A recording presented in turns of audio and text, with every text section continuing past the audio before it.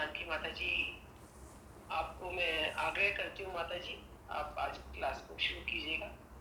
जी, बहुत बहुत धन्यवाद जी माता माता जी। जी, हरे कृष्णा। बहुत बहुत ओम अज्ञानतिमिरन्धस्य ज्ञानञ्जनशलाकया चक्षुरुन्मिलितं येन तस्मै श्रीगुरुवे नमः। सभी को दंडवत प्रणाम। ओम नमो भगवते वासुदेवाय। ओम नमो भगवते वासुदेवाय। ओम नमो भगवते वासुदेवाय। नारायणं नमस्कृत्यं नरं चैव नरोत्तमं देवीं सरस्वतीं व्यासं ततो जयमुदीरयेत्। नष्टप्रायेषु भद्रेषु नित्यं भागवतसेवया भगवती उत्तमा श्लोके भक्तिर्भवती नैष्टिकीः। हरे कृष्णा। आप सभी का हार्दिक स्वागत है आज के श्रीमद् भागवतम के सत्र में। और हमारा नवा अध्याय चल रहा है भगवान श्री कृष्ण की उपस्थिति में भीष्म देव का देह त्याग। और आज का श्लोक संख्या है 9वें अध्याय का 26वां श्लोक, जो बहुत ही सुंदर श्लोक है हम सभी के प्रैक्टिकल एप्लीकेशन के लिए। तो देखते हैं आज का श्लोक का। पुरुष स्वभाव विहितान यथा वर्णम यथाश्रमम वैराग्य राग उपाधिभ्याम आमनात् उभय लक्षणान। पुरुष स्वभाव, हाँ, मनुष्य अपने गुणों से विहितान विहित यानी अनुमत, यथा अनुसार, वर्णम जातियों का वर्गीकरण, और आश्रमम जीवन के आश्रम, वैराग्य यानी विरक्ति, राग आसक्ति, उपाधिभ्याम ऐसी उपाधियों से, आमनाथ क्रमबद्ध रूप से, उभय दोनों, और लक्षणों से। तो अनुवाद इसका इस प्रकार है। महाराज युधिष्ठिर के पूछे जाने पर भीष्मदेव ने सर्वप्रथम व्यक्ति की योग्यताओं के अनुसार जातियों के वर्गीकरण, वर्ण और जीवन के आश्रमों का वर्णन किया। फिर उन्होंने क्रमबद्ध रूप से निवृत्ति तथा प्रवृत्ति नामक दो विभागों का वर्णन किया। महाराज युधिष्ठिर के पूछे जाने पर भीष्मदेव ने सर्वप्रथम व्यक्ति की योग्यताओं के अनुसार वर्ण और आश्रम का वर्णन किया। यह है ना पुरुष स्वभाव, पुरुष के स्वभाव के अनुसार जो उनकी प्रेस्क्राइब ड्यूटीज़ हैं। तो प्रेस्क्राइब ड्यूटी दो भागों में विभक्त होती हैं, यथा वर्ण मतलब वर्ण के अनुसार, और यथा आश्रम आश्रम के अनुसार। तो जैसी जिसकी योग्यता है उस वर्ण में क्या क्या क्वालिटीज़ होती हैं और उस आश्रम में क्या क्या क्वालिटीज़ होती हैं, इसका वर्णन भीष्मदेव ने सबसे पहले युधिष्ठिर महाराज से किया।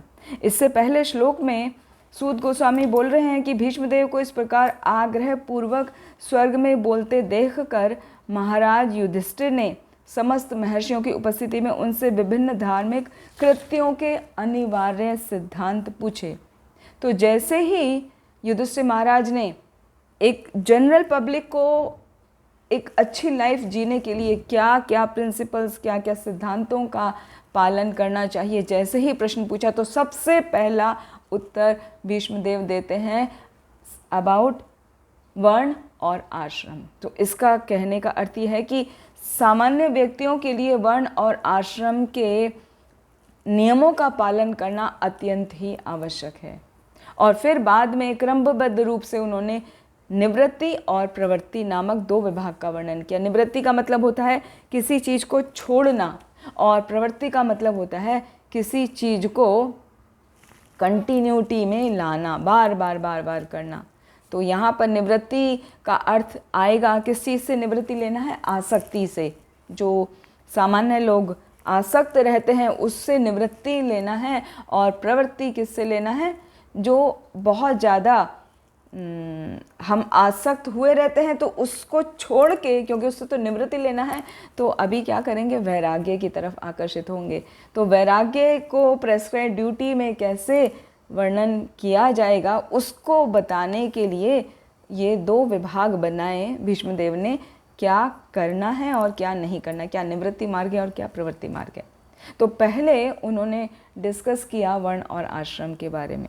तो श्रील प्रभुपाद ने इसका बहुत ही सुंदर वर्णन किया है जो विभिन्न आचार्यों की टीकाओं पर आधारित है। यहाँ तक कि महाभारत के शांति पर्व से भी इसका वर्णन आता है। तो जैसा कि हम सभी जानते हैं, ये 4 वर्ण और 4 आश्रम साधारण नहीं हैं। इनकी रचना भगवान श्री कृष्ण ने स्वयं की है। भगवत गीता के 4 अध्याय के 13वें श्लोक में भगवान स्वयं बोलते हैं, चातुर्वर्ण्या मया सृष्टम गुण कर्म विभागशः। जो 4 वर्ण और 4 आश्रम हैं मैंने ही बनाए हैं। कैसे? व्यक्तियों के, मनुष्यों के गुण के अनुसार और उनके कर्म के अनुसार। जैसे उनके गुण हैं, गुण मतलब स्वभाव, और कर्म मतलब जो वो सकाम कर्म करते हैं, उसके अनुसार मैंने ये 4 आश्रम और 4 वर्णों का निर्माण किया है और उसका विभाजन कर दिया है, वो वर्गीकरण कर दिया है। तो वास्तव में देखा जाए, जो भगवान ने ये 4 वर्ण और 4 आश्रम बनाए हैं वो किस लिए बनाए हैं? वो इसलिए भगवान ने बनाए हैं जिससे सभी व्यक्ति इनको जानकर अपने दिव्य गुणों को बढ़ा सकें। जबकि सुनने में लगता है 4 वर्ण और 4 आश्रम में क्या है? ब्राह्मण, क्षत्रिय, वैश्य और शूद्र। तो शूद्र को ऐसा जनरल वे में समझा जाता है कि बहुत ही निम्न है, बहुत ही बेकार है। जबकि भगवान के बताए हुए नियम के अनुसार देखेंगे तो शूद्र की क्वालिटीज़ भी इतनी ज़्यादा हाई हैं कि वो सभी के अंदर नहीं पाई जाती। यहाँ तक कि कई बार वो क्षत्रिय और ब्राह्मणों में भी मिसिंग होती हैं। तो कहने का अर्थ ये है कि ये जो 4 वर्ण और 4 आश्रम के स्वभाव और गुण भगवान ने बताए, वो इसलिए बताए हैं। यहाँ पर भीष्मदेव वापस से वर्णन कर रहे हैं जो कि भगवान श्री कृष्ण ने अर्जुन को बता दिए। अभी भीष्मदेव यहाँ युधिष्ठिर को वापस बता रहे हैं। तो वो इसलिए है जिससे सामान्य व्यक्ति अपने दिव्य गुणों की वृद्धि कर सकें और अपने आध्यात्मिक स्वरूप को जान सकें कि उनका आध्यात्मिक स्वरूप क्या है। कोई बता सकते हैं हमारा आध्यात्मिक स्वरूप क्या है? अनम्यूट करके कोई एक। कृष्ण का दास माता जी। हाँ, वेरी गुड। हाँ, जीवेरे स्वरूप होए कृष्णेर नित्य दास। जीव का स्वरूप है कृष्ण का नित्य दास होना। तो वो ही हमारा आध्यात्मिक स्वरूप है। और जो ये जान जाता है वो इस भव बंधन से मुक्त हो जाता है। वो जो बद्ध जीवन है हमारा, उससे वो मुक्त हो जाता है और भक्ति में लगता है। हमारा स्वरूप हमें जानने के बाद हम भगवान की सेवा बहुत ही प्रेम पूर्वक करते हैं। तो ये जो वर्ण और आश्रम का वर्णन है, ये श्रील प्रभुपाद ने महाभारत से भी लिया है। महाभारत के शांति पर्व के 60वें अध्याय के आगे आगे उसका वर्णन किया गया है। कई अध्याय हैं एक के बाद एक। तो सबसे पहले अब देखते हैं वर्णाश्रम। वर्णाश्रम में जो वर्णन आता है प्रेस्क्राइब ड्यूटी, वर्ण और आश्रम के अनुसार जो हम कार्य करते हैं वो कहलाता है प्रेस्क्राइब ड्यूटी। तो वो इसलिए उसमें वर्णन किया गया है जिससे सामान्य मनुष्य उसकी टीचिंग्स को सीखकर अपने जीवन को सफल बना सके। जैसे कि चैतन्य चरितामृत में भी वर्णन आता है, जब रामानंद राय और चैतन्य महाप्रभु का संवाद होता है तो भगवान श्री कृष्ण या चैतन्य महाप्रभु जब रामानंद राय से पूछते हैं तो सबसे पहले पूछते हैं कि क्या मनुष्यों को करना चाहिए, क्या उनके लिए बेटर है अध्यात्म में बढ़ने के लिए। तो सबसे पहला वहाँ पर भी उन्होंने वही उत्तर दिया था कि वर्ण और आश्रम का पालन करना चाहिए। तो साधारण तौर पे ये कहा जाता है यदि कोई व्यक्ति ज़्यादा कुछ नहीं कर रहा है, अपने वर्ण और आश्रम का पालन भली प्रकार शास्त्र के नियम के अनुसार कर रहा है, तो उसकी भी भगवत धाम की प्राप्ति की तरफ वो अग्रसर हो जाता है। और यदि वो कंटिन्यूअस कुछ जन्मों तक सिर्फ अब यदि बिना गलती के अपने वर्ण आश्रम का पालन करता रहे तब भी वो भगवत धाम जा सकता है। तो इतना ज़्यादा पावरफुल है। हालांकि ये बहुत बेसिक है। बेसिक कहते हैं जैसे बच्चों को ABCD सिखाई जाती है ना, तो ABCD उसको नर्सरी में, मॉन्टेसरी में, प्ले स्कूल में ही सिखानी शुरू कर दी जाती है। इवन प्ले ग्रुप में जाने से पहले एक माँ भी अपने बच्चे को सिखाने लगती है। तो वो बेसिक है और वही बेसिक उसको PhD की डिग्री तक, D.Litt की डिग्री तक काम आते हैं। वो बेसिक कहीं जाते नहीं। तो इसी तरह ये वर्ण आश्रम जो है बेसिक है अध्यात्म का, आध्यात्मिक वृद्धि करने का या आध्यात्मिक स्तर में 1 बाय 1 स्टेप ऊपर उठने का ये बेस है। तो वर्ण आश्रम बहुत ही इम्पॉर्टेंट है और ये कोई मुश्किल नहीं है, सभी आसानी से इसको कर सकते हैं। तो जैसे कि इसमें सामान्य तौर पे कहा जाता है कि मनुष्य और पशु में बहुत ज़्यादा अंतर नहीं है। सोशल स्टडीज़ में जब पढ़ते हैं तो वहाँ बताया जाता ना है कि मनुष्य एक सामाजिक प्राणी है, प्राणी मतलब जंतु है। Human is a social animal, right. तो why animal word is used over there, क्योंकि वास्तविकता है ये, उसमें सिमिलैरिटी है। शास्त्रों में वर्णन आता है आहार निद्रा भय मैथुनम च सामान्य एतद पशु भी नराणाम धर्मो हि एको अधिको विशेषो धर्मेण हीना पशु भी समाना। केवल एक चीज ही मनुष्य को पशु से अलग करती है, बाकी 4 चीज़ें सब सेम है। आहार, खाना सभी खाते हैं। निद्रा, पशु भी सोते हैं, मनुष्य भी सोते हैं। भय की प्रवृत्ति दोनों में ही बराबर पाई जाती है और मैथुन प्रक्रिया के द्वारा संतान उत्पत्ति भी दोनों ही में पाया जाता है। तो कहाँ अंतर है? अंतर है सिर्फ धर्मेण ही एको अधिको विशेषो, सिर्फ एक ही अधिक स्पेसिफिक क्वालिटी है मनुष्य की, धर्मेण ही ना कि धर्म का पालन करना। यदि कोई व्यक्ति धर्म का पालन नहीं करता है वो बिल्कुल ही पशु के समान हो जाता है। तो भीष्मदेव बताते हैं कि सबसे पहले हमें मनुष्य बनना चाहिए, अर्थात धर्म का पालन करना चाहिए। वो 4 चीज़ें तो हर कोई करता है, वो 4 चीज़ें मनुष्य होने के लिए काफ़ी नहीं है, वो तो बेसिक हैं, हर प्राणी करेगा। तो इसमें सबसे पहले हमें धर्म का पालन करना है। अभी धर्म का पालन करने के लिए भीष्मदेव बताते हैं कि 9 योग्यताएं हैं। वो 9 योग्यताएं क्या हैं, एक एक करके देखते हैं। पहला, क्रोध ना करना, झूठ ना बोलना। दूसरा, तीसरा, संपत्ति का समान रूप से वितरण करना। चौथा, क्षमा करना। 5वां, अपनी वैध पत्नी से ही संतान उत्पन्न करना। छठा, मन और शरीर से शुद्ध रहना। 7वां, किसी के प्रति शत्रु भाव ना रखना। 8वां, सरल होना। और 9, सेवकों या आश्रितों का पालन करना।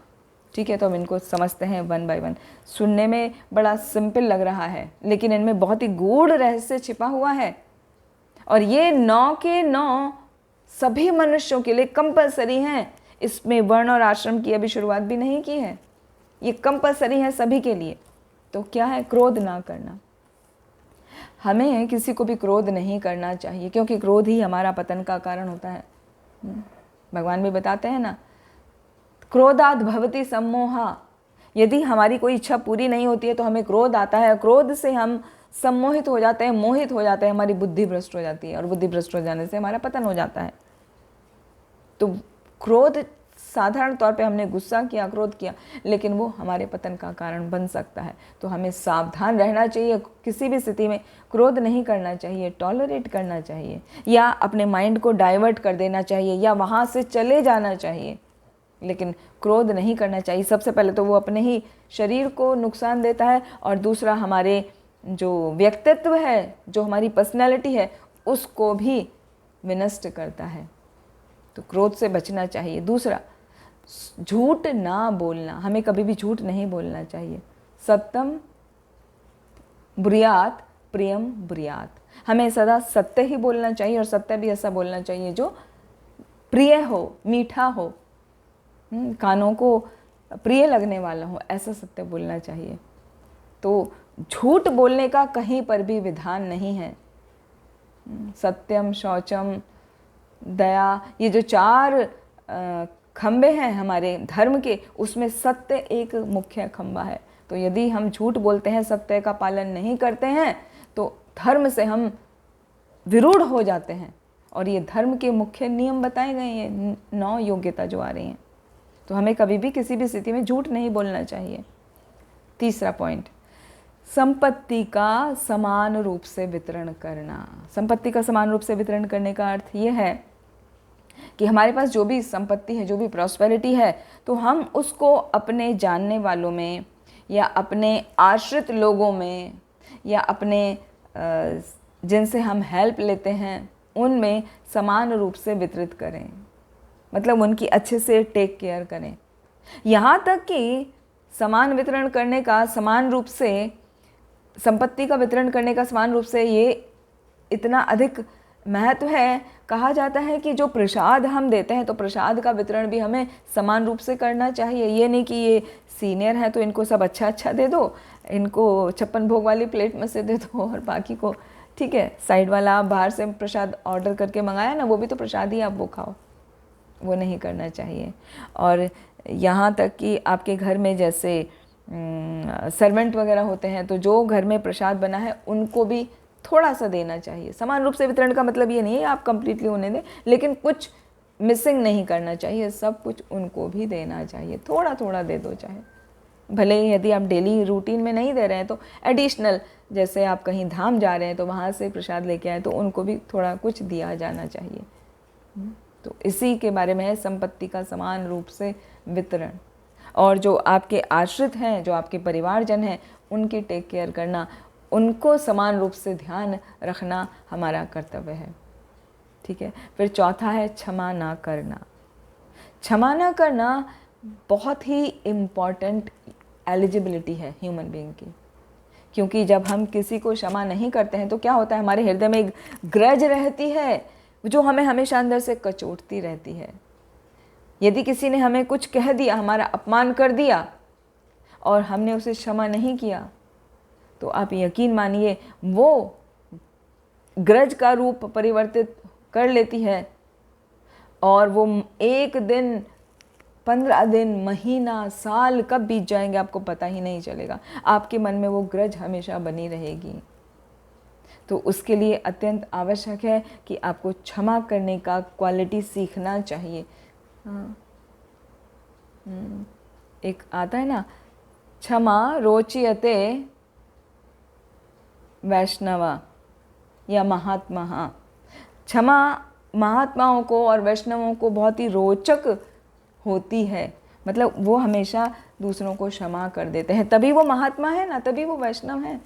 वैष्णव खाली ये नहीं कि हम भगवान श्री कृष्ण की पूजा करने लग गए तो हम वैष्णव हो गए।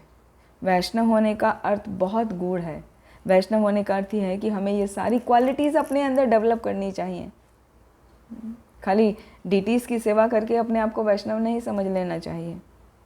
तो इसमें ये कितना प्रमुख है, क्षमा करना। यदि किसी ने आपका किसी भी तरह से जाने अनजाने अपमान किया है तो आपको क्षमा कर देना चाहिए, ग्रज नहीं रखनी चाहिए। उससे क्या, अपना स्वयं का नुकसान होता है। 5वां नियम, अपनी वैध पत्नी से ही संतान उत्पन्न करना। ये अत्यंत आवश्यक है समाज के लिए, राष्ट्र के लिए, इस पूरे विश्व के लिए। क्योंकि जब व्यक्ति अपनी पत्नी के अलावा किसी और से संबंध बनाता है तो संकर संतानों की उत्पत्ति होती है, और संकर संतान जो होती हैं उनका ठीक से देखभाल नहीं हो पाने के कारण वो समाज में केवल और केवल विद्रोह का कारण बनते हैं। बचपन में तो वो कैसे भी पल जाते हैं, बड़े होके उनकी कोई एजुकेशन सिस्टम नहीं होता, ना उनकी माता ना उनका पिता कोई रिस्पॉन्सिबिलिटी लेते, क्योंकि वो वैध तरीके से हुए ही नहीं हैं, अवैध हैं, और वो पूरे समाज में डिस्टर्बेंस ही क्रिएट करते हैं।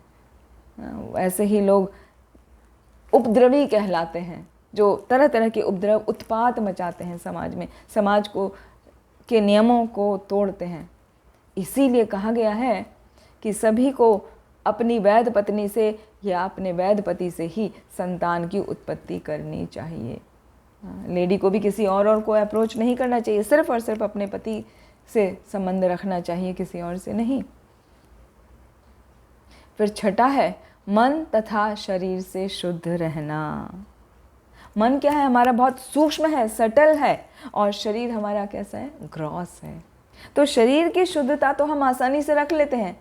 शरीर की शुद्धता रखने के लिए हमें दिन में कम से कम 3 बार स्नान करना चाहिए। 3 बार पॉसिबल नहीं है तो कम से कम 2 बार तो करना ही चाहिए, एक सुबह एक शाम, क्योंकि स्वेटिंग होती है। हम बार बार वॉशरूम भी जाते हैं यूरिन पास करने के लिए, तो उसके लिए हमें सुबह शाम तो कम से कम स्नान करना ही चाहिए शरीर की शुद्धता के लिए। अब शरीर की शुद्धता तो हो गई स्नान करके, मन की शुद्धता कैसे होगी? शरीर की शुद्धता साफ सुथरे कपड़े पहन के भी होती है, अपने आप को अच्छे से तिलक लगा के कंठी वगैरह धारण करके भी होती है। तो वो सब करना चाहिए। लेकिन मन की शुद्धता कैसे होती है? मन की शुद्धता होती है जब हम भगवान के नामों का, पवित्र नामों का निरंतर जप करते हैं, तो हमारे हृदय का जो मैल है, कल्मश है, वो खत्म हो जाता है। अदरवाइज कोई और तरीका नहीं है। यदि हम अलग तरीकों से मेडिटेशन करते हैं जो भगवान नाम से संबंधित नहीं है, आर्टिफिशियल वे में हम यदि मन को नियंत्रित करते हैं, तो वो बहुत थोड़े समय के लिए नियंत्रित होता है।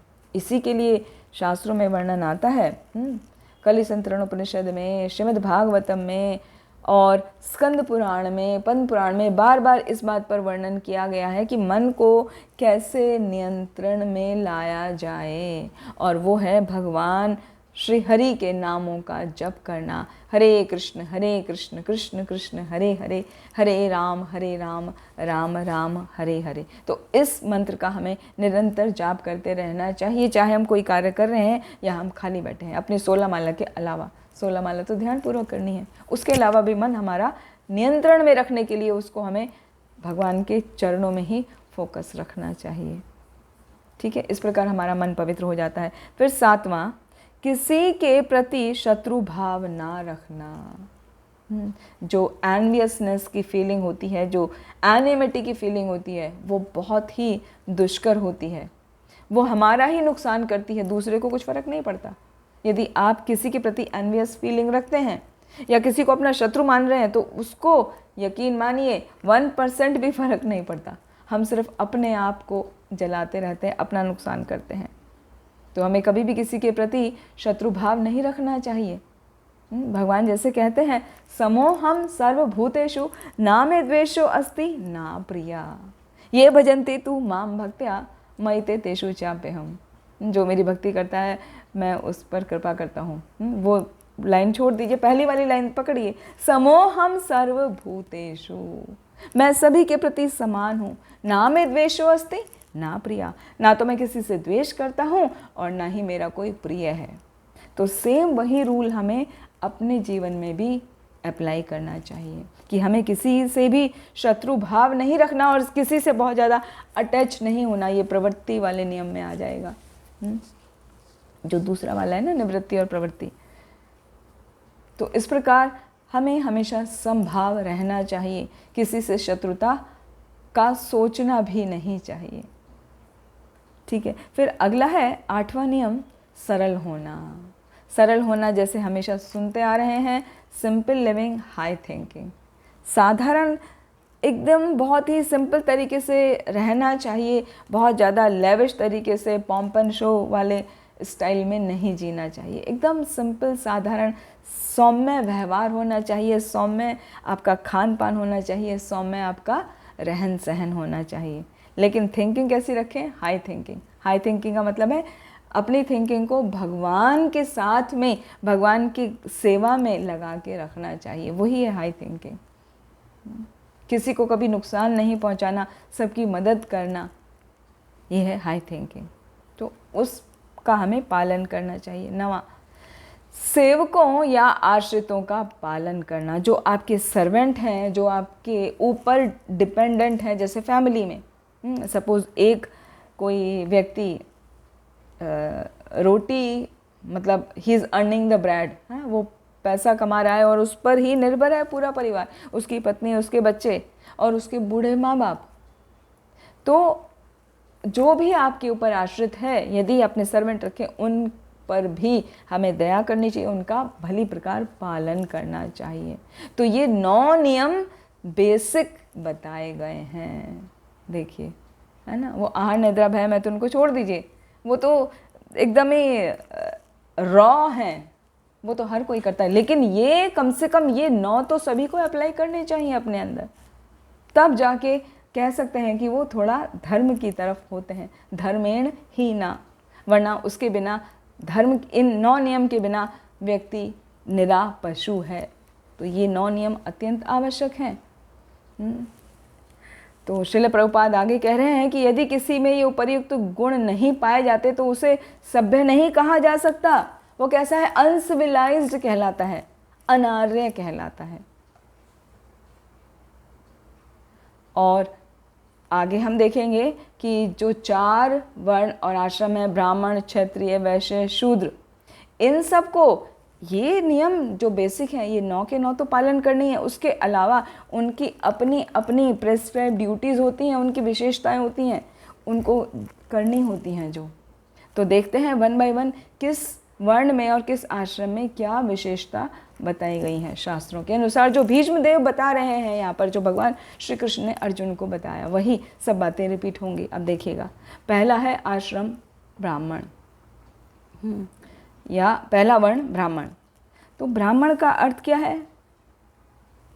इंटेलेक्चुअल पीपल, जो व्यक्ति बुद्धिमान होते हैं उनको ब्राह्मण कहा जाता है, ना कि जन्म से ब्राह्मण। हम ब्राह्मण परिवार में पैदा हुए तो हम ब्राह्मण हो गए, वो खाली सरनेम आपको ब्राह्मण मिला है, आप ब्राह्मण नहीं हैं जब तक आप उसके नियमों का पालन नहीं करते। जैसे एक डॉक्टर का बेटा डॉक्टर नहीं हो सकता जब तक वो उस डिग्री को प्राप्त नहीं कर लेता, उसकी पढ़ाई नहीं कर लेता। एक लॉयर का बेटा अपने आप लॉयर नहीं हो सकता जब तक उसकी स्टडी करके, एग्जाम पास करके वो डिग्री हासिल नहीं कर लेता। इसी तरह एक ब्राह्मण का बेटा ब्राह्मण नहीं हो सकता। ये हमारे समाज की बहुत बड़ी विडंबना है, जो हम ये मानते हैं कि ब्राह्मण परिवार में जन्म ले लिया तो हम तो जी जन्म से ब्राह्मण हैं, या हम तो जन्म से क्षत्रिय हैं। वो एक आपको अपॉर्चुनिटी दी गई है कि आप इस अपॉर्चुनिटी को लेके अभी अपने अंदर इन गुणों को विकसित करो। ठीक है, तो ये सब गुणों को हमें अपने अंदर विकसित करना चाहिए। तो जो ब्राह्मण होते हैं ना, उनको इंटेलेक्चुअल लेवल उनका बहुत हाई होता है। उनको बताया जाता है वो समाज के सिर के समान है। जैसे हमारा शरीर है, तो शरीर की ही हम तुलना करते हैं, तो सिर कहलाता है ब्राह्मण। हाँ, ये शरीर और हाथों से कर्म करते हैं, ये कहलाते हैं, शरीर कहलाता है क्षत्रिय। उसमें हृदय है ना, तो पूरा वो रक्त के साथ में पूरा जोश दिलाता रहता है, हमारी देखभाल करता है ना, और पूरे शरीर में प्रवाहित रहता है रक्त। ये हमारे हाथ होते हैं वैश्य और हमारे पैर होते हैं शूद्र। तो इस प्रकार से हमारा शरीर है, और इसी को हम सामाजिक स्तर पे समझने की कोशिश करें तो समाज में जो इंटेलेक्चुअल पीपल होते हैं वो होते हैं ब्राह्मण। जो प्रशासक या एडमिनिस्ट्रेशन वर्क करते हैं, वो प्रशासन का कार्य करते हैं, वो कहलाते हैं क्षत्रिय। और जो व्यापार आदि करते हैं, इन जनरल बताने, डिटेल में भी आगे बताएंगे, जो व्यापार आदि करते हैं वो कहलाते हैं वैश्य। और जो दूसरों की हेल्प करते हैं हमेशा, जो लेबर क्लास लोग होते हैं या सर्वेंट टाइप होते हैं, वो कहलाते हैं शूद्र। ये जनरलाइजेशन वे में हमने आपको बताया। तो अभी पहले देखते हैं ब्राह्मण। ब्राह्मण क्योंकि बुद्धिमान होते हैं तो वो क्या करते हैं, अपनी इंद्रियों को आसानी से नियंत्रित कर लेते हैं। उनको पता है कि हमें कैसे अपनी इंद्रियों को नियंत्रित करना है, और यही उनकी नैतिकता का मूल आधार है। तो उनके लिए सबसे ज़रूरी है कि अपनी वैध पत्नी से ही वो संतान की उत्पत्ति करें। तो श्रील प्रभुपाद यहाँ पर वर्णन कर रहे हैं कि यदि कोई ऐसा करता है तो अपने आप परिवार नियोजित हो जाता है, फैमिली प्लानिंग हो जाती है। आपको किसी भी आर्टिफिशियल मीन्स की ज़रूरत ही नहीं पड़ती है। इसीलिए इन नियमों का हमें पालन करना चाहिए। और जो वैदिक प्रणाली को नहीं अपनाता, इन नियमों का पालन नहीं करता, वो क्या होता है, अननेसेसरी फिर हाइब्रिड ब्रीड बढ़ जाती है। तो जो बुद्धिमान मनुष्य है, जो ब्राह्मण है वास्तव में, वो क्या करता है, वो श्रीमद् भगवद गीता, श्रीमद् भागवतम का गंभीरता पूर्वक अध्ययन करता है। यदि नहीं करता तो उसे करना चाहिए। और वैदिक ज्ञान सीखने के लिए उसे हमेशा तत्पर रहना चाहिए।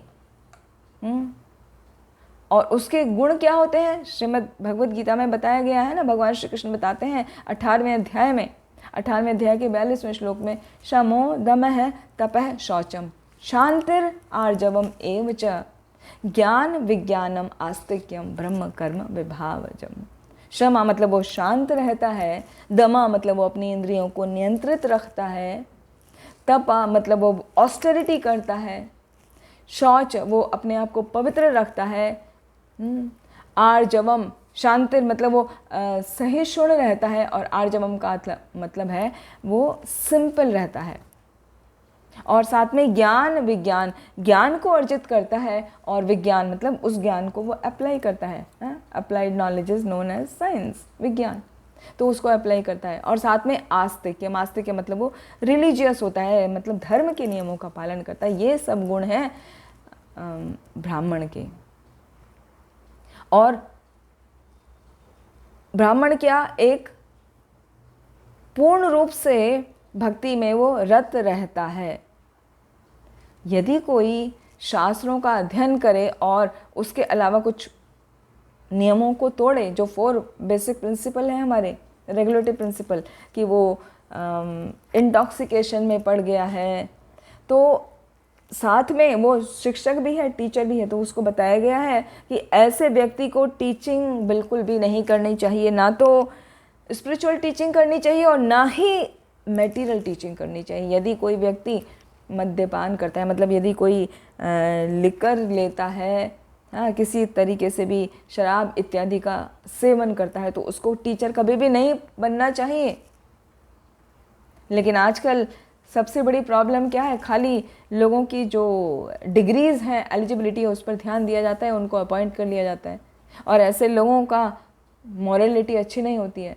फिर सोसाइटी में हम देखते हैं वो अलग अलग बातें सुनने में आती हैं कि किस तरह टीचर स्टूडेंट्स को एक्सप्लॉइट करते हैं, या हायर लेवल पे जब बच्चे बड़े होते हैं जैसे कॉलेज इत्यादि में, वो आपस में रिलेशन डेवलप कर लेते हैं, तो वो सब बहुत गलत है। इसीलिए जो ब्राह्मण होता है, यदि वो शिक्षक है, तो शिक्षक का भी एक गुण है कि उसको अपने आप को प्रेजेंट करना चाहिए दूसरों को, क्योंकि उसको देख के सभी सीखते हैं। यदि यद आचरति श्रेष्ठ तत्तदेवेतरो जना सयद प्रमाणम कुरुते लोकस्तद अनुवर्तते। जो जो जैसा जैसा एक लीडर व्यक्ति करता है, या जो शिक्षक है, या जो ब्राह्मण है, क्योंकि वो समाज का लीडर है ना, वो फैमिली का लीडर है, इसीलिए जो जो वो करता है उसको देख के वैसे ही उसको फॉलोअर, उसके जो अनुगामी हैं वो फॉलो करते हैं। तो इसीलिए ब्राह्मण वर्ग के ऊपर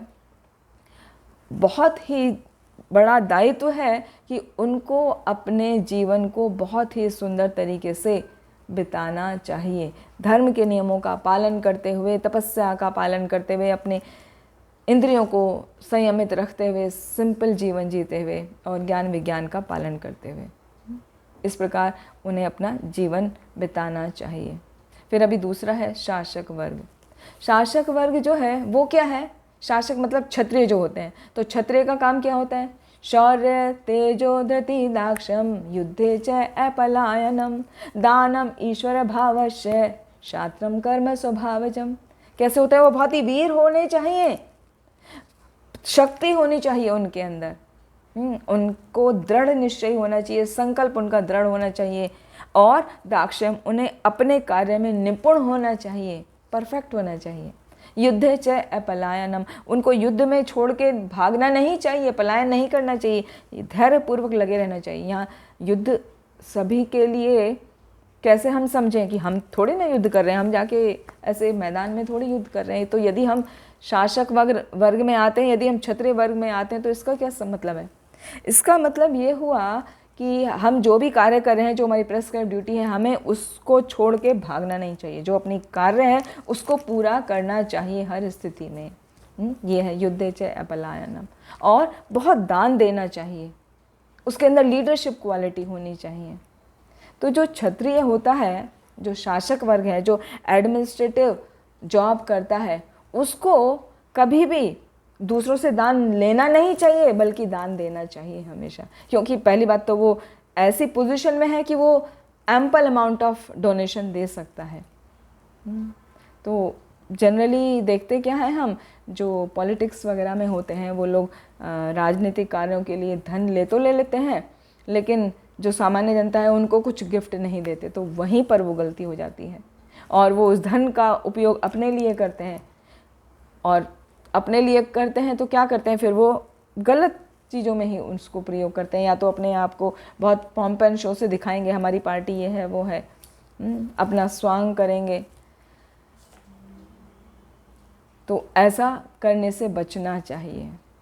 साथ में जो प्रशासक वर्ग है, जो क्षत्रिय हैं, उन्हें शास्त्रों में निपुण होना चाहिए। शास्त्रों में निपुणता केवल ब्राह्मण का कार्य नहीं है, क्षत्रिय का भी बराबर है, लेकिन उसको शिक्षक नहीं बनना चाहिए। शिक्षक बनने का कार्य है ब्राह्मण का, क्षत्रिय का कार्य है शास्त्र में निपुण होना चाहिए और उसके अनुसार अपने जीवन को और दूसरे की सहायता करते हुए उनके जीवन का भी पालन करना चाहिए। तभी तो वो अच्छे से पालन कर पाएंगे जब उन्हें शास्त्रों का ज्ञान होगा।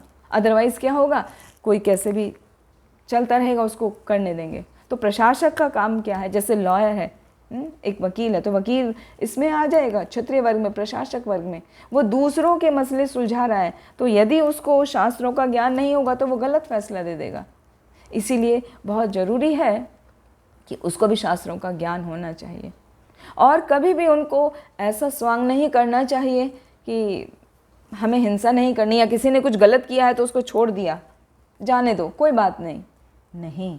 एक प्रशासक वर्ग के व्यक्ति का कार्य है, यदि कोई गलती कर रहा है तो उसको उसका दंड अवश्य दिया जाए। यथोचित दंड, जितना उचित मात्रा में आवश्यक है उतना दंड अवश्य दिया जाए, तभी डिसिप्लिन बना रह सकता है।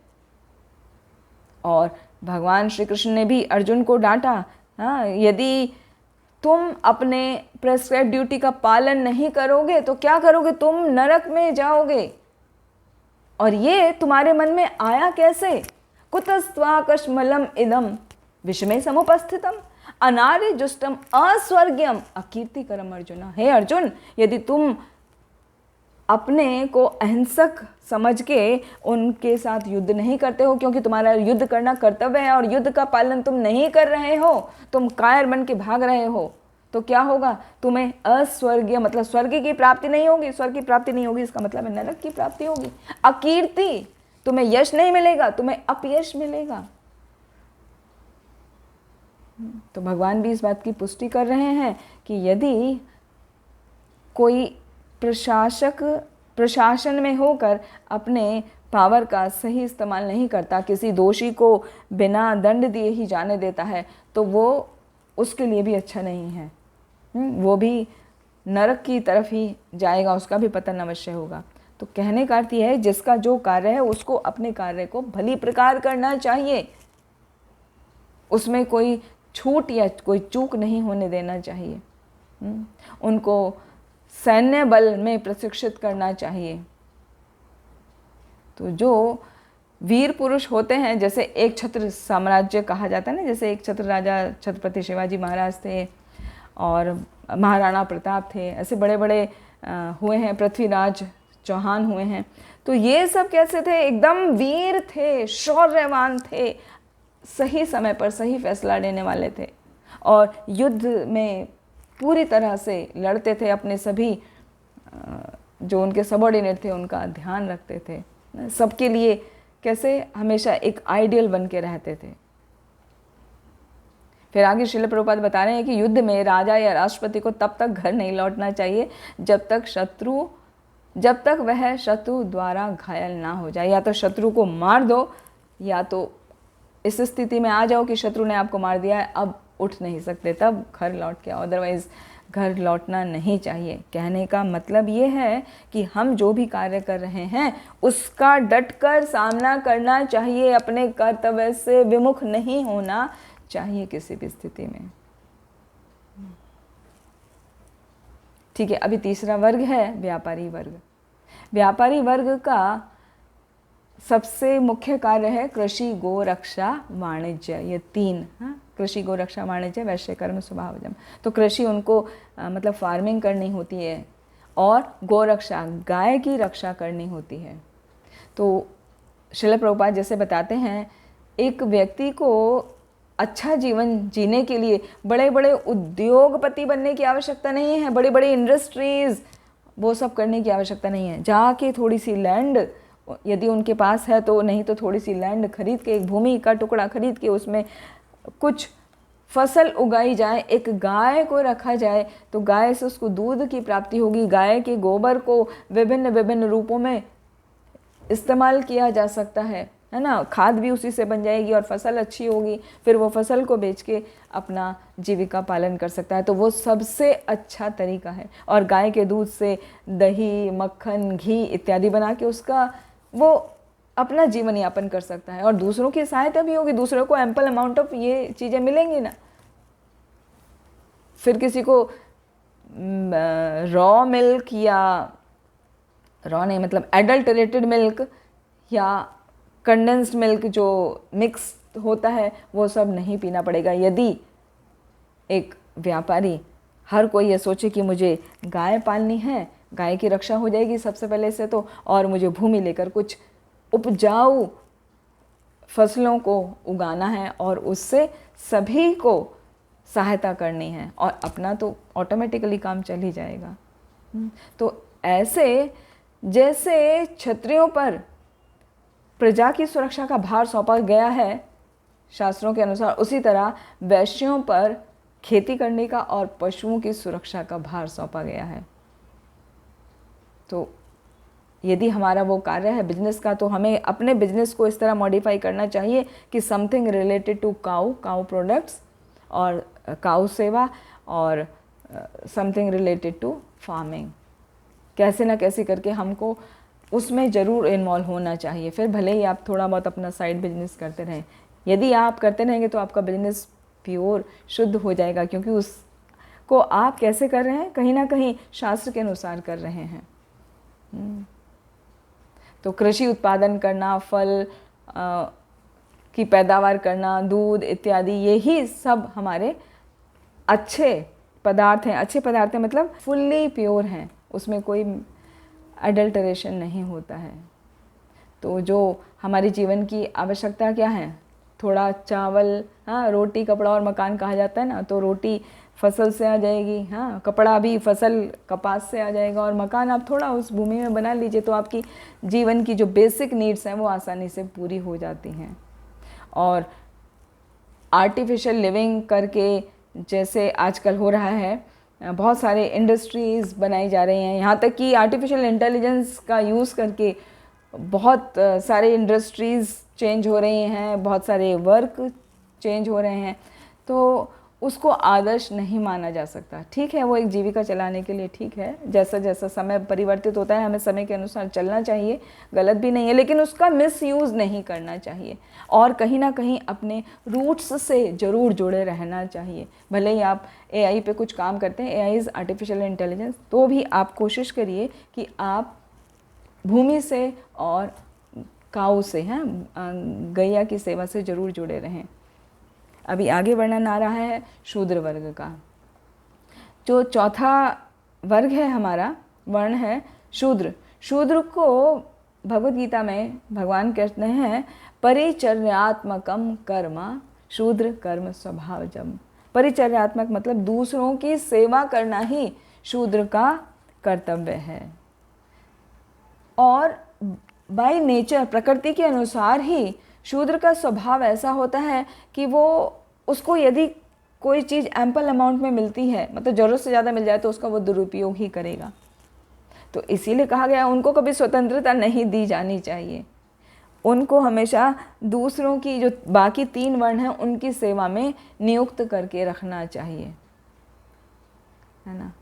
फॉर एग्ज़ाम्पल, यदि किसी को बहुत धन दे दिया गया, अब सपोज़ करिए आपके घर में सर्वेंट है, मेड है, आपने उसको बहुत सारा धन दे दिया, उसका बैंक अकाउंट बना दिया, तो क्या होगा, सबसे पहले जैसे ही उनको पता चलेगा अरे हमको मैडम ने या सर ने इतना पैसा दे दिया है, हमें घर भी आ गया है, अभी हमारे पास अच्छा है, हम अपने बच्चों को पढ़ा सकते हैं, वो सब अच्छा है, लेकिन साथ में एक तुरंत उनकी हैबिट आ जाएगी, हो सकता है पहले से भी हो, नहीं तो नहीं भी है तो भी आ जाएगी, वो जाके सुरापान करना शुरू कर देते हैं। ये नेचर द्वारा प्रदत्त है, इसीलिए उनको शूद्र कहा गया है, क्योंकि वो नियम का पालन नहीं कर पाते। वो सुरा, सुंदरी और जुआ, ये 3 चीज़ों में आसक्त हो जाते हैं, बहुत जल्दी से उनके आकर्षण में आ जाते हैं। तो इसीलिए कहा गया है कि यदि कोई व्यक्ति भले ही वो ब्राह्मण परिवार का हो, क्षत्रिय का हो या वैश्य परिवार का ही क्यों ना हो, वैश्य मतलब व्यापारी वर्ग का ही क्यों ना हो, वो भी यदि सुरा मतलब लिकर, सुंदरी मतलब man for women and women for man, ये वाली स्थिति, और जुआ, इन तीनों चीज़ में वो यदि पड़ जाता है तो उसको शूद्र से भी नीचे समझना चाहिए। ऐसा नहीं है कि ब्राह्मण है या क्षत्रिय है और चलो इनको चलता है, बहुत पैसा है इनके पास में, इन्होंने थोड़ा जुआ खेल लिया, थोड़ा स्टॉक मार्केट में एक्सचेंज में लगा दिया, थोड़ा लॉटरी खेल लिया, कोई बात नहीं, इनके पास पैसा है। नहीं, वो शूद्र प्रवृत्ति है। शूद्रों को ये करना फिर भी माफ़ है, क्योंकि उनकी प्रकृति है, उनका स्वभाव है, नेचर ने वो प्रदत्त किया है। फिर भी उनके ऊपर भी वो 9 बातें जो हमने शुरू में सीखी वो लागू होती हैं, चाहे वो शूद्र ही क्यों ना हो। क्या थी वो? क्रोध नहीं करना, झूठ नहीं बोलना, संपत्ति का समान रूप से वितरण करना, क्षमा करना, अपनी वैध पत्नी से ही संतान उत्पन्न करना। देखिए वो यही तोड़ देते हैं। फिर मन और शरीर से शुद्ध रहना, किसी के प्रति शत्रु भाव ना रखना, सबसे ज़्यादा लड़ाई झगड़ा यही लोग करते हैं। और सरल होना, सेवकों और आश्रितों का पालन करना। उनकी फैमिली में वो किसी का पालन पोषण बराबर से नहीं करते हैं, कुछ भी बात हुआ तो तू तेरा देख मैं मेरा देखूं, ऐसा हो जाता है वहाँ। तो इसीलिए बहुत ही संभाल के चलना चाहिए। जो उच्च जाति हैं उनको क्या करना चाहिए? शूद्रों का पालन करना चाहिए और उनको अपने जो यूज़ करे हुए कपड़े हैं, फटे हुए नहीं, जो यूज्ड कपड़े हैं उनको देना चाहिए। तो इस तरह वो शांत रहेंगे कि मालिक हमारा ध्यान रख रहे हैं, तो वो भी अच्छे से आपकी सेवा करेंगे। तो इस तरह क्या म्यूचुअल अंडरस्टैंडिंग, म्यूचुअल रेस्पेक्ट के साथ में बैलेंस बना के रहा जाता है। तो शूद्रों को ऐसा नहीं कि वो समाज या प्रकृति के द्वारा उनके अंदर ऐसी आदतें हैं तो बिल्कुल वो त्याज्य हैं, नहीं, वो अत्यंत आवश्यक हैं। जैसे शरीर में हमारे पैर आवश्यक है ना, बिना पैर के क्या हम एक जगह से दूसरी जगह कहीं जा सकते हैं? एक जगह से दूसरी जगह क्या आपने चेयर से उठ के भी नहीं कहीं जा सकते आप। तो जैसे शरीर में पैर अत्यंत आवश्यक हैं, वही हमें एक जगह से दूसरी जगह ले जाते हैं, उसी तरह जो श्रमिक वर्ग है, जो लेबर क्लास है, जो शूद्र क्लास के यहाँ पर व्यक्तियों का वर्णन हो रहा है, वो अत्यंत आवश्यक है समाज में। उनको निम्न समझ के छोड़ना नहीं चाहिए, त्यागना नहीं चाहिए, बल्कि उनके साथ म्यूचुअल अंडरस्टैंडिंग करके, उनकी देखभाल करके उनको सेवा में लगाना चाहिए और उनको प्रसन्न रखना चाहिए। यहाँ तक कि एटिकेट्स में जो भक्ति सदाचार के नियम है उसमें ही आता है कि जो ऐसे लोग हैं ना, उनको तो सबसे पहले प्रसाद खिला देना चाहिए, जिससे वो अभी बाकी सबको सर्व कर सकें। ये जैसे जो प्रसाद सर्व करते हैं ना, ये मत समझिए उनको शूद्र की कैटेगरी में लाया जा रहा है, लेकिन वो नियम यही यहाँ पर वही लागू हो रहा है कि जिन्हें सर्व करना है दूसरों को, सबसे पहले उन्हीं को बिठा के खिला दिया जाता है कि पहले आप पेट भर लो अपना, जिससे आप दूसरों को अच्छे से सर्व कर सको। वरना वही लालच रहेगा, अच्छा ये सामान मैं अपने लिए रख लूँ, अपने परिवार के लिए रख लूँ, बाकियों को फिर वो सर्व ही नहीं करेंगे। या उनको बहुत ज़्यादा, सपोज सुबह से भूखे हैं तो क्या बहुत ज़्यादा एंजाइटी रहेगी, वो ठीक से सर्व नहीं कर पाएंगे। इसीलिए कहा गया है कि इन लोगों को हमेशा प्रसन्न रखना चाहिए, जिससे वो आपकी सब अच्छे से देखभाल कर सकें। और शूद्रों को भी कभी अपने मालिक को कभी नहीं छोड़ना चाहिए, भले ही वो बूढ़ा हो जाए, भले ही उसकी नौकरी चली जाए, कैसे भी अशक्त स्थिति हो, उनको नहीं छोड़ना चाहिए। उनको स्वाभिमान नहीं, स्वामी भक्ति वाली बात को रखते हुए, स्वामी भक्त होना चाहिए, अपने स्वामी के, अपने मालिक के प्रति उनको पूर्ण रूप से समर्पित होकर उनकी सेवा करनी चाहिए। तो इस प्रकार श्रील प्रभुपाद ने बहुत सुंदर वर्णन किया है। और आगे कहते हैं कि बेचारे श्रमिकों को ना तो ठीक से भोजन दिया जाता है और ना वस्त्र। इस प्रकार ये लोग असंतुष्ट बने रहते हैं और उपद्रव मचाते हैं। जो श्रमिक लोग, जो लेबर क्लास पीपल हैं, वो ज़्यादातर देखा गया है जगह जगह उपद्रव मचाते हैं। वो उपद्रव इसीलिए करते हैं क्योंकि उनको संतुष्ट नहीं किया जाता। उनके कपड़े भी कैसे होते हैं, उनको ठीक से खाना भी कोई नहीं देता है। तो ये जो भी उनसे काम ले रहा है, मालिक है, उसकी ड्यूटी बनती है, उसका कर्तव्य होता है कि उनका ध्यान रखे। यदि वो उनकी नीड्स का ध्यान रखेगा तो ऑटोमेटिकली वो आपके साथ में अच्छा बिहेवियर करेंगे। और हमेशा अच्छा तो बोलना ही चाहिए। हाँ, प्रियम वद, सत्यम वद, प्रियम वद, वो 9 नियम तो हमें ऐसे याद कर लेने चाहिए या अपने कंठ में धारण कर लेने चाहिए कि हमसे वो कभी ना टूटे। वो 9 नियम हमेशा याद रखने चाहिए। तो इस प्रकार ये पहली वाली लाइन अभी डिस्कस हुई है। तो अभी तक हमने देखा जो श्लोका का पहली वाली लाइन है, पुरुष स्वभाव विहितान यथा वर्णम यथा आश्रमम। यहाँ तक आश्रम भी अभी पूरे नहीं हुए, यथा वर्ण ही हमने अभी डिस्कस की हैं। तो अभी यथा आश्रमम और वैराग्य राग उपाधिभ्याम, वैराग्य और राग ये इसके साथ ही आ जाएगा। तो देखते हैं श्रील प्रभुपाद किस प्रकार से इनका वर्णन कर रहे हैं। तो ये जो 4 वर्ण हैं, 4 वर्ण अभी कंप्लीट हो गए, ब्राह्मण, क्षत्रिय, वैश्य, शूद्र, और 4 आश्रम। 4 आश्रम क्या है? ब्राह्मण नहीं, ब्रह्मचर्य है, गृहस्थ, वानप्रस्थ और सन्यास, ये 4 आश्रम हैं। तो ब्रह्मचर्य वाला आश्रम जो होता है वो जन्म से लेके या 1-2 साल से लेके, क्योंकि 1-2 साल तक तो बच्चे को माँ के पास रहना ही पड़ता है ना। उसके बाद में लेकर 25 साल तक जो समय है वो ब्रह्मचर्य का है।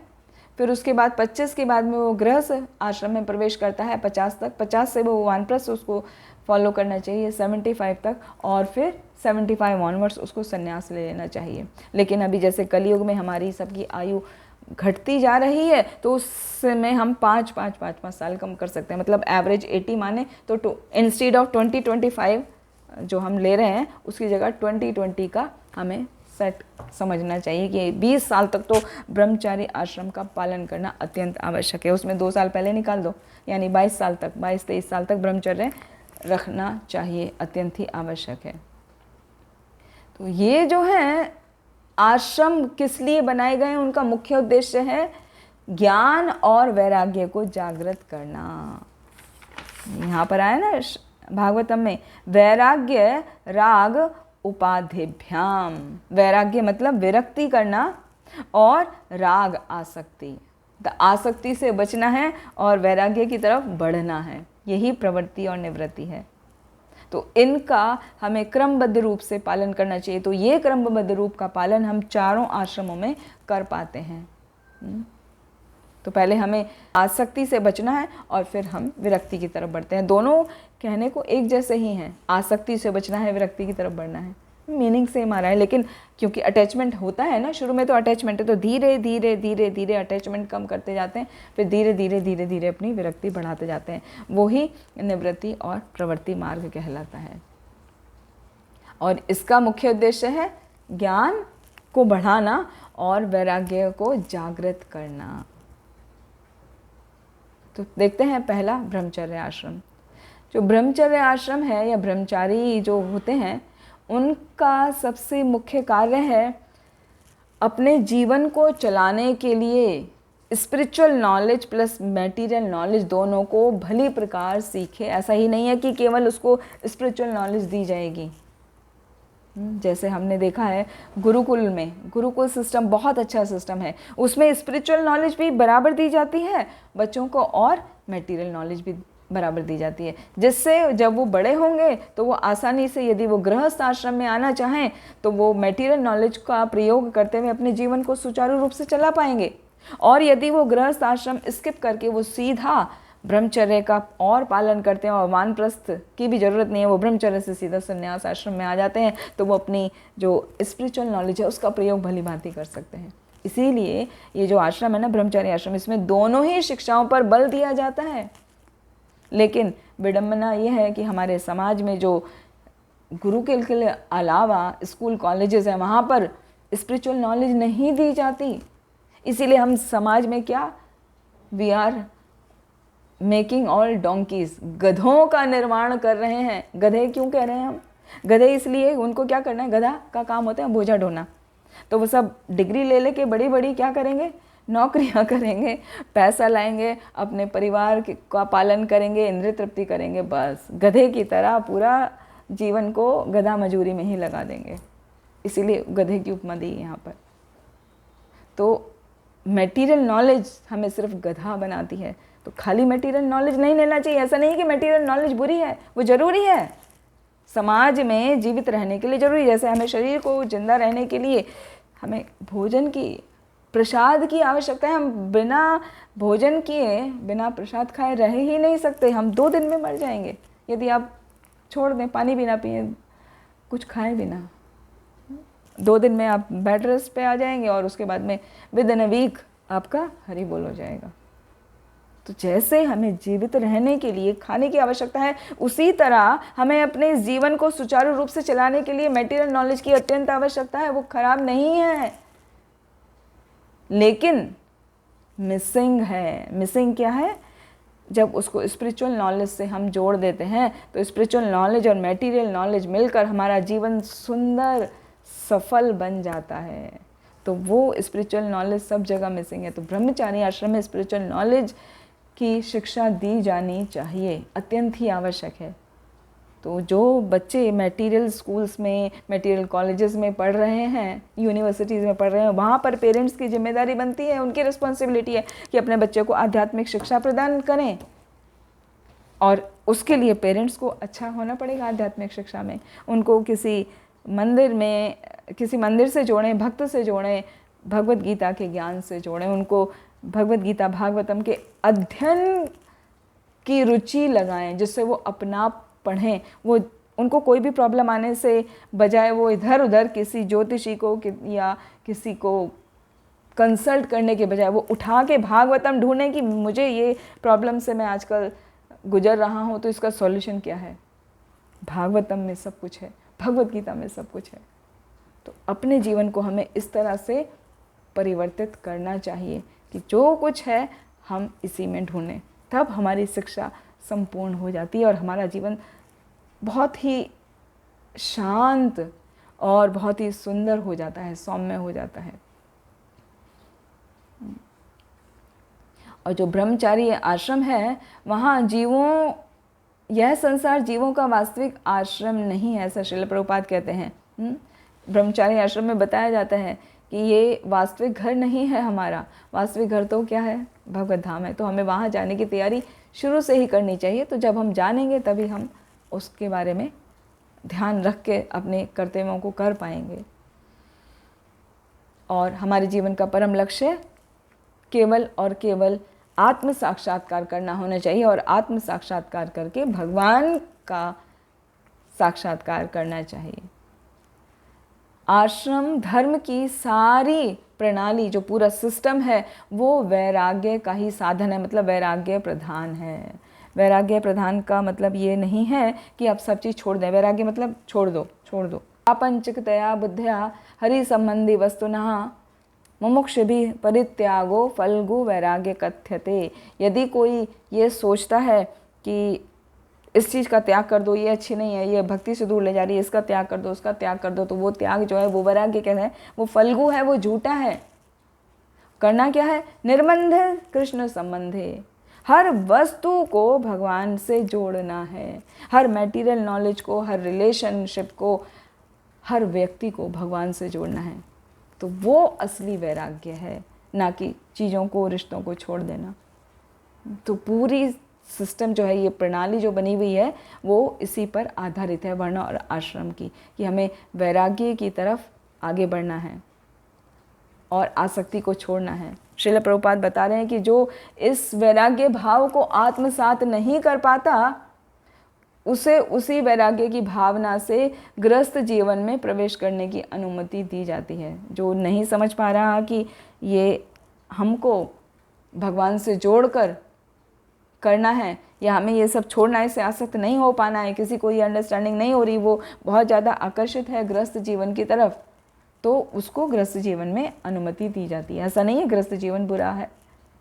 गृहस्थ जीवन में चैलेंजेस बहुत ज़्यादा हैं, क्योंकि आपको मटेरियल लाइफ भी अब लिया है, उसको एक्सेप्ट किया है, तो वो भी सुचारू रूप से चलाना है, वर्ण आश्रम धर्म का पालन करना है और स्पिरिचुअल भी अपलिफ्टमेंट करने के लिए आपको उसके लिए भी समय देना है। तभी तो वो गृहस्थ आश्रम बनेगा, नहीं तो वो गृह मेधी जीवन हो जाएगा जिसमें व्यक्ति सिर्फ और सिर्फ अपने इंद्रिय तृप्ति में ही लगा रहेगा। तो जो अपने जीवन को आध्यात्मिक रूप से आत्मसात नहीं कर पाते, उसको ग्रहण नहीं कर पाते, उनको बोला जाता है ठीक है आप विवाह कर लीजिए, लेकिन वो भी रेगुलेटेड वे में होना चाहिए। तो विवाह करके जब रेगुलेटेड लाइफ बिताते हैं, अपनी पत्नी से ही केवल संबंध रखते हैं, अपने निर्भर अपने आश्रित लोगों का, अपने माता पिता का, अपने बच्चों का ध्यान रखते हैं, तो वो गृहस्थ जीवन भी बहुत सुंदर हो जाता है और उस गृहस्थ जीवन का पालन करते करते भी भगवत धाम की प्राप्ति आसानी से की जा सकती है, क्योंकि उसमें आप सभी को वैराग्य भाव का पालन करते हुए सभी को कृष्ण कॉन्शियस में जोड़ देते हैं। यही असली मीनिंग है वैराग्य का, कि कुछ छोड़ना नहीं है, सब कुछ जोड़ना है। किससे? भगवान से, कृष्ण से। ठीक है, तो जो गृहस्थ आश्रम में प्रवेश कर गया उसको अगला स्टेप है वानप्रस्थ। अभी वो सब की आसक्ति जो आपने वैराग्य के साथ जोड़ा है वो भी काटनी है और आगे फिर संन्यास आश्रम ग्रहण करना है। लेकिन जो ब्रह्मचर्य आश्रम से सीधा प्रगति करते हैं वो सीधे संन्यास आश्रम ग्रहण कर लेते हैं। और संन्यास आश्रम में क्या, उन्हें धन संग्रह नहीं कर सकते, उन्हें भिक्षा लेना होता है। वो अपना कोई बैंक अकाउंट नहीं रख सकते, यहाँ तक कि अपने शरीर के वस्त्र इत्यादि भी उनके लिए उनको दूसरों पर ही निर्भर करना चाहिए। किसी ने दे दिया तो ठीक है, नहीं तो कोई बात नहीं। तो इस प्रकार अपने शरीर और आत्मा के साक्षात्कार को बनाए रखने के लिए जो आवश्यक है केवल उतना ही वो ग्रहण करते हैं। यदि कोई एक्स्ट्रा दे भी रहा है तो भी वो ग्रहण नहीं करते, वो फिर दे देते हैं, क्योंकि दान करना भी अत्यंत आवश्यक है। ये नहीं कि आप दान लेते रहो, जैसे क्षत्रिय का बताया था कि क्षत्रिय को केवल दान देना चाहिए, उसको लेने का अधिकार नहीं है। लेकिन ऐसा भी नहीं है आप गिव एंड टेक वाला फार्मूला भूल जाओ, ददाति प्रतिगृह्णाति तो करना है ना। तो आपने लिया, नेक्स्ट टाइम आप उनको डबल करके दे दो या 1.5 गुना करके दे दो, नहीं तो जितना है उतना तो दो।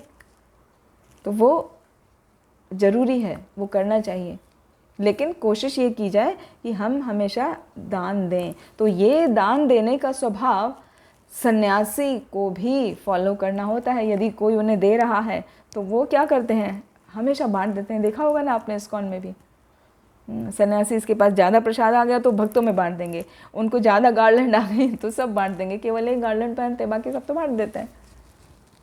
या उनके पास कुछ एक्स्ट्रा आ गया, वस्त्र भी आ गया तो सब ब्रह्मचारीज में दे देते हैं। हाँ, सब प्रसादी समझ के सब लोग बहुत सहर्ष स्वीकार करते हैं। तो दान वाला स्वभाव सभी में होता है। वो जो 9 शुरू में क्वालिटी बताई गई थी वो बहुत ही इंपॉर्टेंट है, वो सभी के लिए इम्पॉर्टेंट है, चाहे वो ब्रह्मचारी है, चाहे वो गृहस्थ है, चाहे वो वानप्रस्थी और या सन्यासी है। तो वानप्रस्थ और सन्यासी आश्रम उनके लिए है जो भौतिक जीवन से पूरी तरह विरक्त हो चुके हैं, और ब्रह्मचारी आश्रम में तो आसक्त और विरक्त दोनों के ही प्रशिक्षण के लिए होता है, दोनों की ही ट्रेनिंग दी जाती है। मतलब दोनों ही प्रकार की उसको नॉलेज दी जाती है। अब उसको आगे चल के क्या बनना है, गृहस्थ बनना है, तो वो आसक्ति वाली स्थिति को वैराग्य के भाव में ग्रहण करे, और विरक्ति उसको लेनी है तो बहुत अच्छी बात है, सीधा आगे बढ़ जाए। तो इस प्रकार यहाँ पर श्रील प्रभुपाद का तात्पर्य संपूर्ण होता है। और इन शॉर्ट यही कहना चाहते हैं जो आज के श्लोक में भगवान श्री कृष्ण ने अर्जुन को समझाया था। यहाँ पर भीष्मदेव युधिष्ठिर महाराज को बता रहे हैं कि सबसे इम्पॉर्टेंट है, सबसे पहली क्वालिटी है हमें वर्णाश्रम धर्म का पालन करना, और फिर निवृत्ति मार्ग और प्रवृत्ति मार्ग का पालन करना। निवृत्ति प्रवृत्ति मार्ग ये आसक्ति शुरू में जो होती है उसको धीरे धीरे वैराग्य की तरफ बढ़ाते जाना है। और उसके आगे क्या क्वालिटीज़ करनी है, क्या नियमों का पालन करना है, वो भीष्मदेव बताते हैं अगले श्लोक में कि हमें दान करना चाहिए, विभिन्न कार्यकलापों को ऐसे करना चाहिए जिससे हम मोक्ष की प्राप्ति कर सकें। तो उसकी व्याख्या आप अगले श्लोक में सुनेंगे। ठीक है, आज के सत्र को यहीं विराम देते हैं। आप सभी का बहुत बहुत धन्यवाद। वांछा कल्पतरुभ्यश्च कृपा सिंधुभ्येव च पतितानां पावनेभ्यो वैष्णवेभ्यो नमो नमः। ग्रंथराज श्रीमद् भागवतम की जय। श्रील प्रभुपाद की जय। निताई गौर हरि प्रेमानंद हरि। किसी का कोई प्रश्न है तो पूछ सकते हैं। तो माता जी उसको वो मतलब ये है कि वो सब भी चलेगा, तो उसके साथ बस बच्चों के साथ थोड़ा सा इधर जोड़ के चले, या और हम उसमें क्या सुधार कर सकते हैं कि हम भाई ये वातावरण तो पूरा ऐसे मेटलिस्टिक बना हुआ ही है दुनिया में और बढ़ता ही जा रहा है, उसका कोई कंट्रोल भी नहीं है कि हम सोचे कि यहाँ कंट्रोल आ गया, तो और ज्यादा हो रहा है। ऐसे परिप्रेक्ष्य में बच्चे पल भी रहे हैं, तो उनको किस तरह से बचा सकते हैं और कैसे कैसे हम, आसान नहीं है मतलब पूछना करने में प्रैक्टिकल में बहुत बहुत मुश्किल है, पर थोड़ा बहुत माता जी आप अपने एक्सपीरियंस से अगर बता पाए कि हम कैसे इस बात में हम बैलेंस बना पाए और आज के माहौल में भी थोड़ा बच्चों को थोड़ा इधर की तरफ झुकाव दे पाए। हरे कृष्ण माता जी। हरे कृष्ण माता जी। Thank you very much for asking such a practical and good question.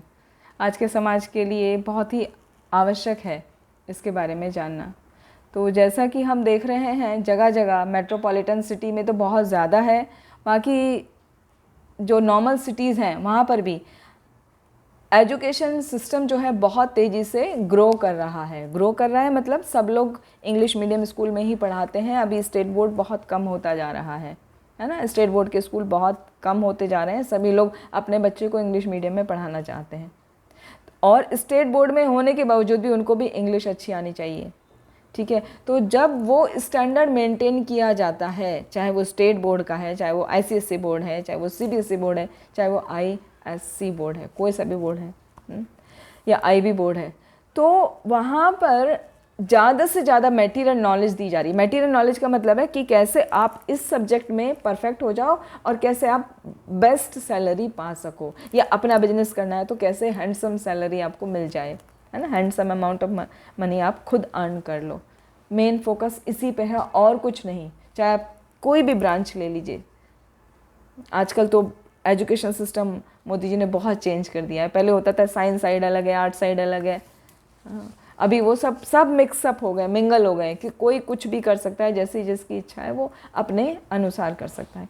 उसके बावजूद भी स्पिरिचुअल एजुकेशन मिसिंग होने के कारण वो केवल और केवल मनी अर्निंग प्रोसेस ही है।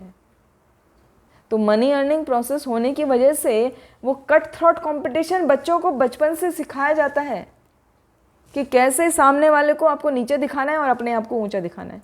तो क्योंकि उनको शुरू से ही वो इम्बाइब किया गया है ना वो नेचर, बच्चे क्या करें बेचारे, उन्होंने बचपन से वो सीखा है। अब बड़े होके वो भी वही करते हैं।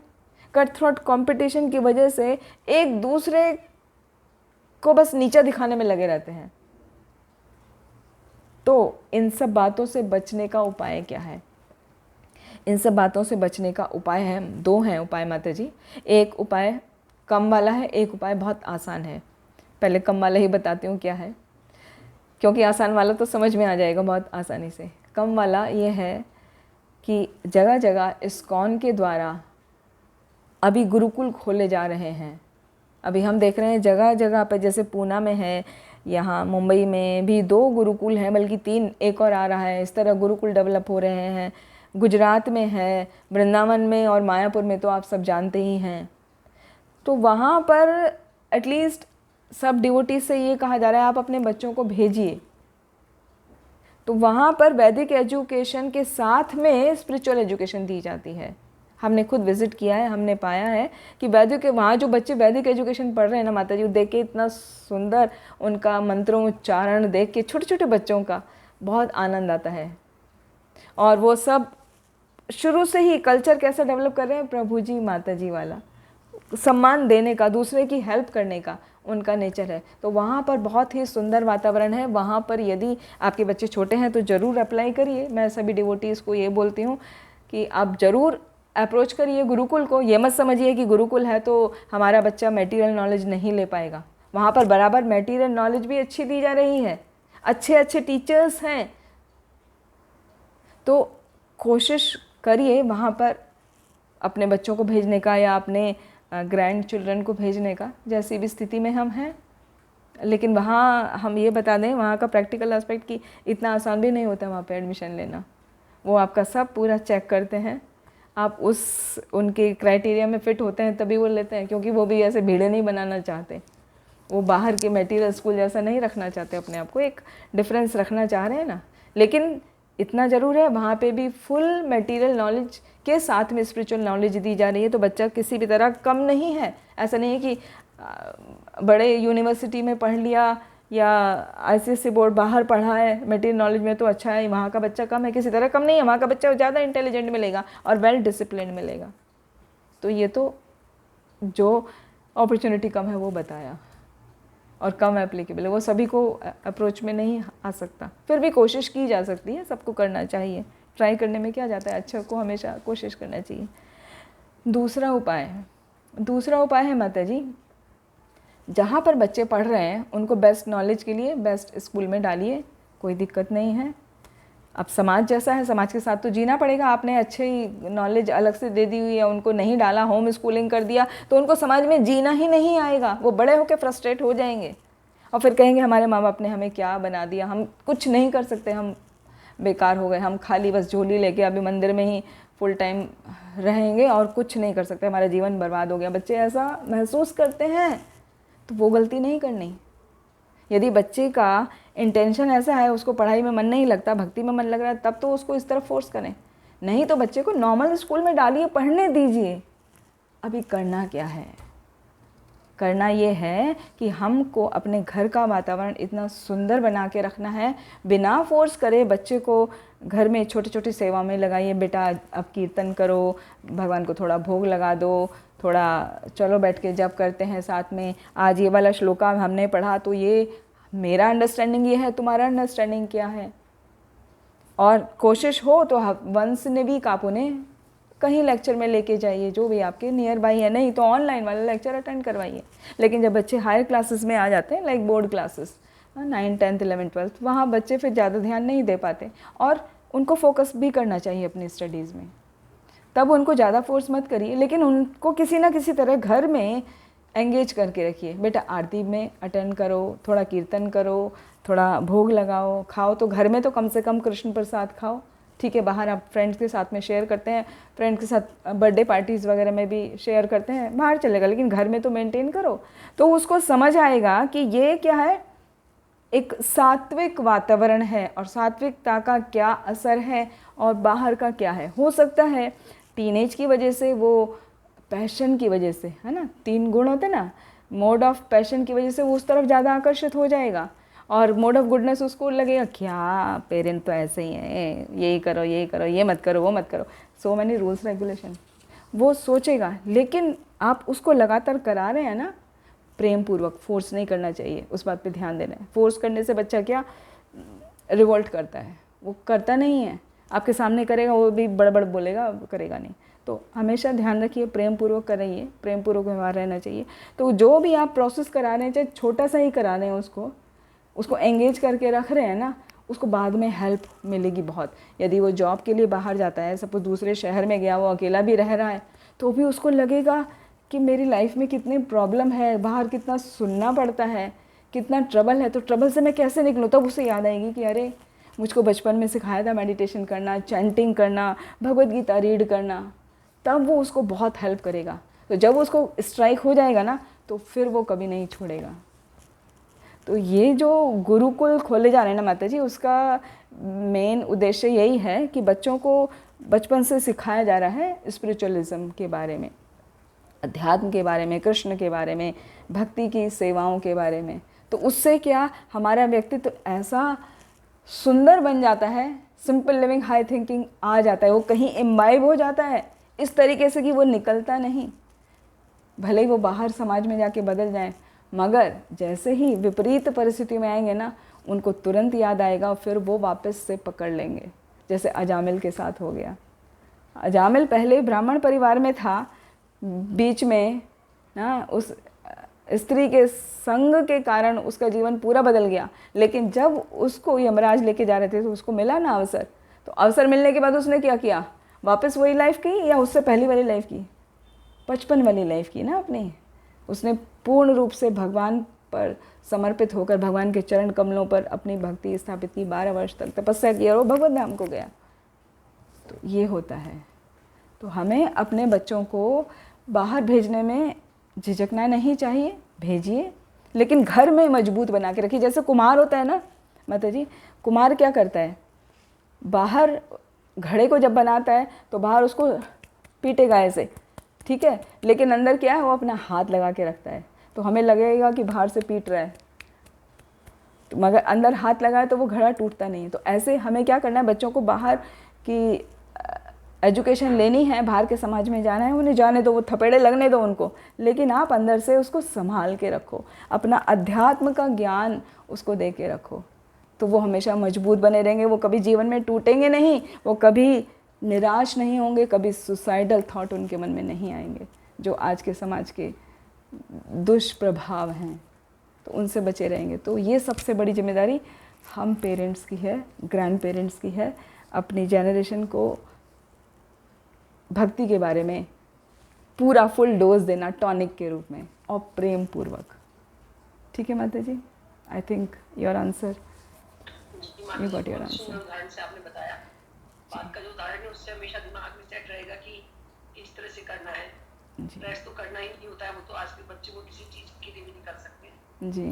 तो माता जी इसके लिए माता जी ने बहुत ही अच्छा किया हुआ है। शाम के टाइम जो कीर्तन संध्या हमारी होती है ना माता जी, तो माता जी आज मैं उसको रियलाइज कर दूं कि कैसे माता जी विजन रखती है अपना, तो उन्होंने बच्चों को ही होस्ट बनाया हुआ है उसमें, अच्छा रखा हुआ है रोज का कि इस बच्चे का आज टर्न है, इस बच्चे का आज टर्न है। तो सचमुच वो बहुत ही पावरफुल चीज है, उससे बच्चे सुन के सब चीजें उनको याद भी हो जाती है। तो आज मेरे को उसका रियलाइज हुआ कि माता जी ने क्यों ये सोच के बनाया हुआ, शाम की सब होस्टिंग बच्चे ही करते हैं जी, उनके फिक्स किया हुआ है टाइम, और बच्चे आते हैं जिम्मेदारी से, करेक्ट टाइम पे आते हैं, काफी कुछ वो सब सीख गए माता जी।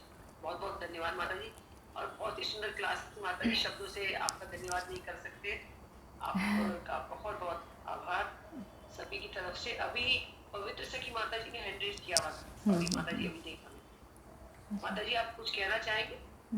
दो माता जी इसका हैंड रेज था। हरे कृष्णा माता जी। हरे कृष्णा माता जी। माता जी आपकी आज की क्लास बहुत ही अच्छी थी माता जी, जो आपने तरीका बताया बच्चों को कैसे अध्यात्म में डालें, कैसे उसमें डालें, माता जी ये बहुत ही अच्छा आपने बताया। ये मेरी लाइफ में खुद पे मतलब मैं मतलब हुआ है।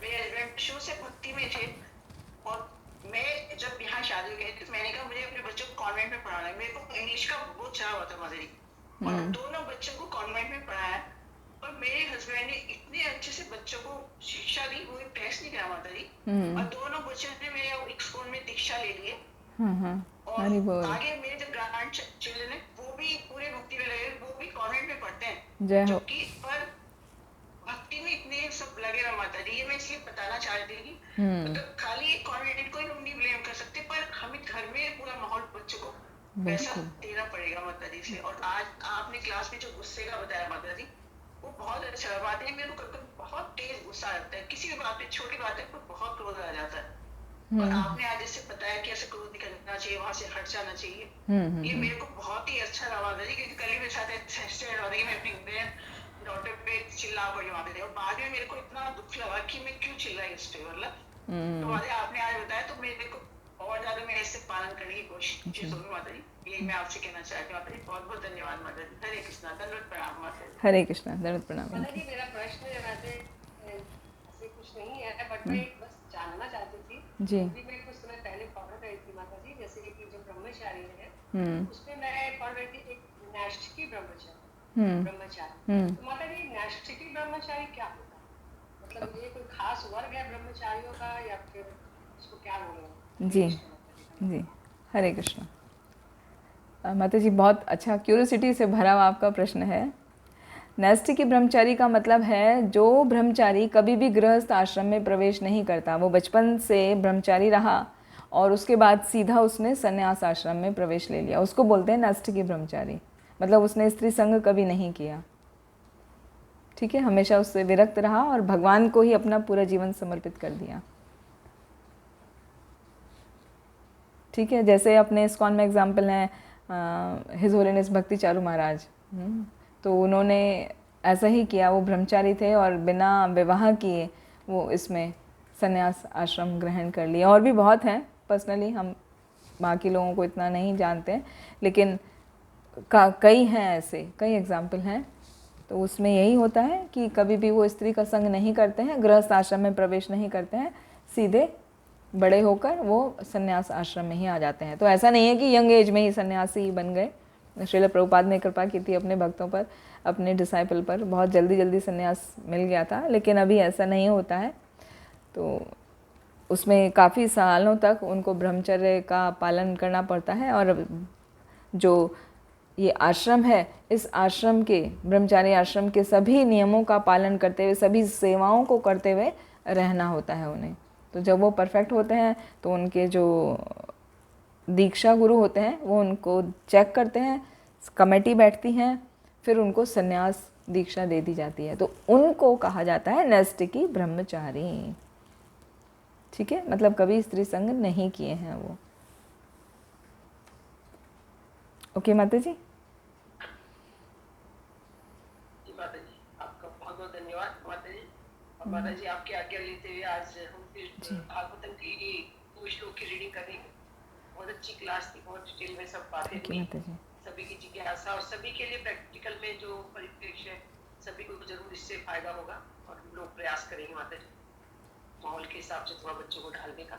जी बहुत बहुत धन्यवाद माता जी। Thank you so much. और हरे अभी हम कृष्ण।